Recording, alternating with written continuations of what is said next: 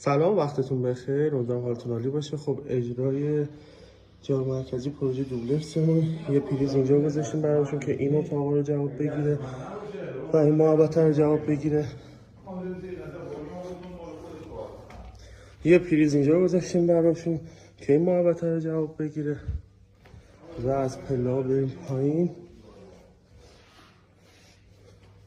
نرده هاشون هنوز نصب نشده.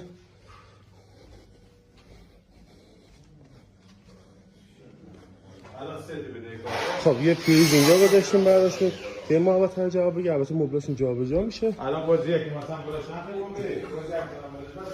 یه پریز اینجا که این اتاق جواب بگیره و اینها